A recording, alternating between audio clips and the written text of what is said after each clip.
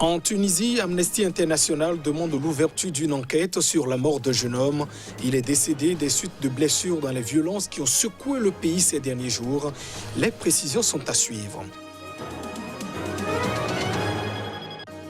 En Afrique du Sud, Jacob Zuma témoignera devant la commission anticorruption. La justice vient de rendre une décision pour contraindre l'ancien président à s'exprimer. Il s'y était opposé jusque-là.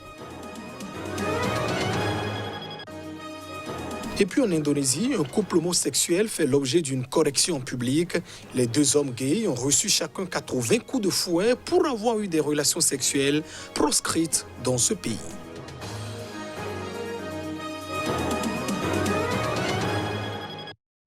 Voilà pour le sommaire de ce journal. Bienvenue dans cette édition. Les autorités tunisiennes sont sommées de faire la lumière sur les circonstances de décès d'un jeune homme âgé de 21 ans. Amnesty International exige l'ouverture d'une enquête pour élucider cette affaire. La victime a succombé des cartouches de gaz lacrymogène dans les violences qui encourent dans le pays depuis quelques jours. Les détails. La victime, Rachdi, âgé de 21 ans, est décédé de ses blessures lundi. Ses proches ont protesté jeudi devant la municipalité pour réclamer justice, mais aussi des efforts pour développer cette région du centre marginalisée. Les incidents ont eu lieu le 18 janvier lors d'une soirée marquée par des heurts entre des jeunes lançant des pierres et la police répliquant à coups de gaz lacrymogène, comme dans plusieurs autres localités du pays où des contestations violentes ont éclaté mi-janvier. Selon ses proches interrogés par Amnesty, Rachdi, blessé à la tête, a indiqué avant sa mort avoir été touché par une cartouche de gaz lacrymogène tirée par un policier en sa direction. Une autre victime, Mahmoudi, 21 ans, blessé sous l'œil droit et opéré de 4 fractures au visage, selon Amnesty, est toujours hospitalisé. L'Organisation de défense des droits humains réclame une enquête incluant des auditions de témoins, des examens médicaux indépendants et que ceux qui sont responsables de sa mort doivent être jugés. L'impunité policière est un problème de longue date en Tunisie, a estimé la directrice adjointe d'Amnesty pour la région d'usage légal de la force.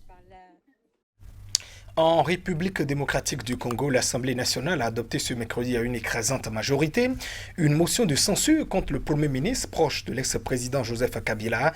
Un vote qui consacre donc une victoire politique de l'actuel chef d'État Félix Tshisekedi. Les détails.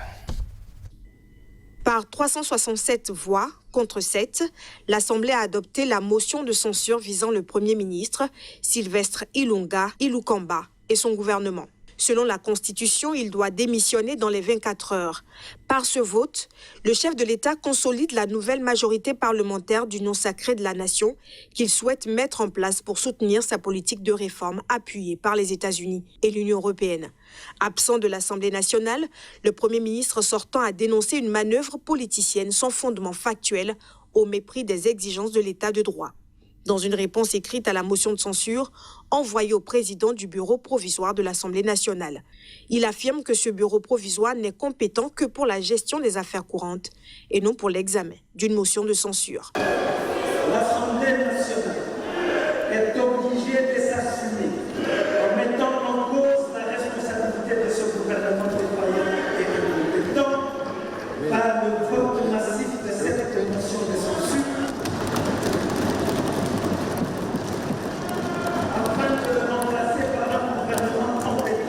Il y a la déchéance de l'architecture FCC Cash. Après la déchéance du bureau de l'Assemblée nationale, après aujourd'hui la déchéance du gouvernement, donc je crois que nous avons une nouvelle lecture à faire pour la construction de l'architecture institutionnelle de notre pays. Le Premier ministre ne démissionnera pas, croit savoir le député François Nzekouye, porte-parole du parti de Kabila, joint par l'agence France-Presse. En attendant, le vote de l'Assemblée nationale représente une nouvelle victoire pour le président Tshisekedi sur le chemin de l'union sacrée de la nation qu'il trace depuis le 6 décembre. Ce jour-là, le chef de l'État avait constaté unilatéralement l'échec et la fin de la coalition au pouvoir qu'il formait depuis son investiture en janvier 2019 avec son prédécesseur. Cette coalition était l'élément clé de la transition pacifique du pouvoir entre les deux hommes, la première dans l'histoire du pays. Jacob Zuma perd son droit au silence qu'il a argué jusqu'ici pour refuser de témoigner devant la commission anticorruption. Une décision de la Cour constitutionnelle sud-africaine rendue ce jeudi l'y contraint. Jacob Zuma aurait usé de plusieurs recours pour espérer ne pas devoir répondre à la commission d'enquête qui veut l'écouter sur des présumés dossiers de corruption qui remontent à sa présidence. L'ancien président n'a témoigné qu'une seule fois devant la commission présidée par le juge Raymond Zondo en juillet 2019. Mais il s'était retiré au bout de quelques jours, considérant qu'il était traité comme un accusé et non comme un témoin. Début octobre, la commission anticorruption était montée d'un cran en assignant Jacob Zuma à témoigner, menaçant qu'une absence sans motif constituerait une infraction pénale. Après des mois à jouer au chat et à la souris, Zuma s'était finalement présenté, mais n'avait pas fait entendre le son de sa voix. Et cette audition s'était concentrée sur l'examen de la demande de l'ex-président de recuser Raymond Zondo, selon lui impartial. La commission avait répliqué en saisissant la Cour constitutionnelle afin qu'elle se prononce sur l'obligation de Zuma à témoigner. À nouveau convoqué en janvier, l'ancien chef d'État avait fait savoir par le biais de ses avocats qu'il ne se représenterait pas. Cette fois-là, les auditions n'avaient toutefois pas eu lieu. Le président de la commission devant s'isoler après qu'un de ses proches collaborateurs a été testé positif au Covid-19. Cette dernière convocation prévoyait aussi que Zuma vienne témoigner du 15 au 19 février. En attendant, la décision de la Cour constitutionnelle est tombée ce jeudi. Monsieur Jacob Zuma est enjoint de comparaître et de témoigner devant la commission aux dates fixées par celle-ci. Il n'a pas le droit de garder le silence pendant cette procédure, a déclaré la Cour. La commission n'a pas encore donné une nouvelle date de convocation. À quelques mois de la présidentielle du 11 avril au Bénin, l'opposant Sébastien Djamé-Adjavon vient de saisir le Comité des droits de l'homme du Haut Commissariat des Nations Unies à Genève. Par cette démarche, l'ex-allié de Patrice Talon, l'actuel chef d'État du Bénin, désormais exilé politique en France, espère recouvrer ses droits civiques. Plus de précisions à travers ce récit. Ils n'entendent rien lâcher. Les avocats conseillent de Sébastien Adjavon dans le différend opposant le client à l'État béninois. A raison, la saisine du Comité des droits de l'homme du Haut Commissariat des Nations Unies à Genève. L'opposant béninois, faiseur de roi de la présidentielle de 2016, se dit victime de la violation de son droit à prendre part aux affaires publiques de son pays. À pratiquement 3 mois de la présidentielle du 11 avril prochain, il dénonce son exclusion délibérée par l'État du scrutin. Par cette saisine, son avocat conseil, Maître Antoine Veil, dit espérer obtenir des investigations rapides, des mesures provisoires et surtout une forme de prise de position de la communauté internationale pour essayer d'enjoindre le Bénin de respecter le processus démocratique. Autre fait dénoncé, le blocage de ses comptes bancaires, la suspension de sa radio Soleil FM, le redressement fiscal de ses sociétés basées au Bénin à hauteur de 167 milliards de francs CFA, puis le refus de l'État béninois de respecter les décisions de la Cour africaine des droits de l'homme et des peuples en sa faveur. Soutien du président Patrice Talon lors de la présidentielle de 2016, Sébastien Adjavon a été arrêté en octobre 2016 dans une affaire présumée de 18 kg de cocaïne. L'homme est acquitté par le tribunal de Cotonou au bénéfice du doute, mais en octobre 2018, rebondissement, l'affaire est relancée devant la Cour de répression des infractions économiques et du terrorisme CRIET. Il est depuis exilé en France, où il dispose du statut de réfugié politique. La Somalie a menacé ce mercredi de se retirer de l'IGAD, une alliance régionale regroupant des pays d'Afrique de l'Est qui a arbitré en faveur du Kenya dans une querelle entre les deux États. En décembre, la Somalie a rompu ses relations diplomatiques avec le Kenya, accusant d'ingérence ce voisin avec qui elle partage 700 km de frontières et auquel l'opposent de nombreux différends.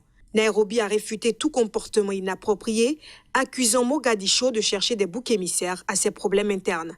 L'autorité intergouvernementale pour le développement, IGAD, qui regroupe le Kenya, la Somalie, le Soudan, Djibouti, l'Éthiopie, le Soudan du Sud et l'Ouganda, l'Érythrée a suspendu sa participation, avait alors commandé un rapport d'enquête sur les accusations de la Somalie. Mercredi, le Kenya et la Somalie ont tous deux annoncé que ce rapport avait conclu au rejet de l'accusation somalienne, renforçant le courroux de Mogadiscio. L'IGAD a démontré de manière flagrante son incapacité à être un arbitre juste et indépendant, a déclaré le ministère somalien des Affaires étrangères dans un communiqué. Le gouvernement fédéral de Somalie appelle à un retrait immédiat de ce rapport sans fondement et injuste et demande des excuses sans lesquelles la Somalie envisagera un retrait de l'IGAD, selon le texte. En décembre, la Somalie n'avait pas clairement détaillé les raisons de la rupture des relations diplomatiques. Elle s'agace également du soutien présumé de Nairobi à la région somalienne semi-autonome de Jubaland, que le Kenya considère comme une zone tampon entre son territoire et les islamistes radicaux Shebab, affiliés à Al-Qaïda.